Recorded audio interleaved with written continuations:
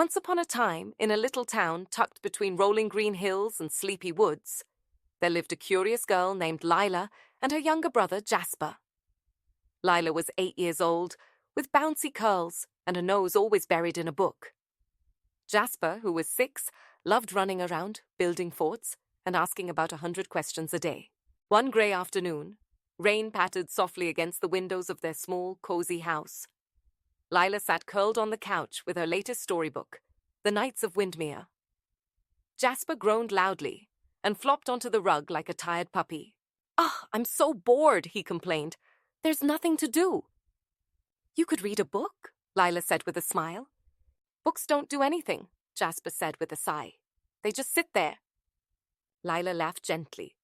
"Oh, you have so much to learn." Just then, Grandma Noni peeked into the room with her usual twinkle-eyed smile. She wore a patchwork sweater with tiny owls stitched onto the sleeves and always smelled faintly of lavender and cookies. "I think it's time," she said in a whisper. "Time for what?" asked Lila, perking up. Grandma Noni stepped closer and held out a small brass key. "Time to visit the magical library." Lila and Jasper looked at each other. "The what now?" Jasper asked. "The magical library," Grandma repeated. "It's very old, very hidden, and very special. It only opens for those who are ready to discover its secrets." Lila gasped. "Is it real?" Grandma Noni smiled. "All libraries are real, but this one is a little more real." Before Jasper could ask another question, she handed Lila the key and pointed toward the attic stairs. "You'll find a door you've never noticed before," Grandma said.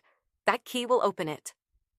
The attic was creaky and full of old boxes, forgotten toys, and stacks of photo albums.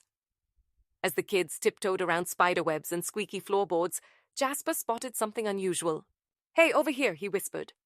Behind a tall stack of paint cans was a narrow wooden door. Unlike everything else in the attic, it was spotless, not a speck of dust or a single cobweb. Lila held up the brass key.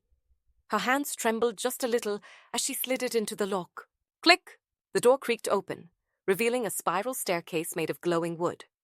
Each step shimmered like moonlight on a pond. The air smelled like cinnamon, parchment, and a hint of stardust. "Whoa!" breathed Jasper. "Now this is cool!" They stepped inside, the door swinging shut behind them. The staircase led to a grand, endless room lit by floating lanterns. Rows and rows of tall wooden shelves stretched into the distance, filled with books of every shape and size.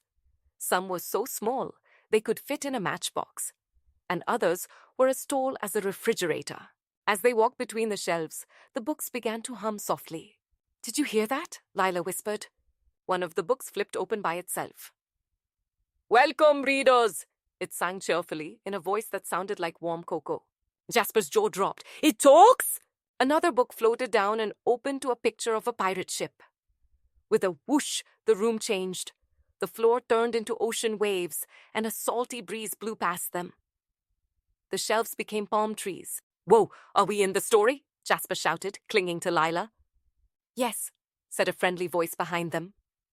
They turned around and saw a little creature with glasses perched on a long nose and a scroll in its paws. "I'm Twillik, the library guide," the creature said with a bow. "The magical library brings books to life for those who truly wish to learn." "Cool!" Jasper shouted, already trying to climb the mast of the pirate ship. Lila laughed, her eyes wide with wonder. "This is the best library ever!" Twillik floated beside Lila and Jasper as the pirate scene shimmered and faded, returning them to the glowing library. "You two have been chosen," said Twillik with a smile, adjusting his tiny spectacles. "The library doesn't open for just anyone,"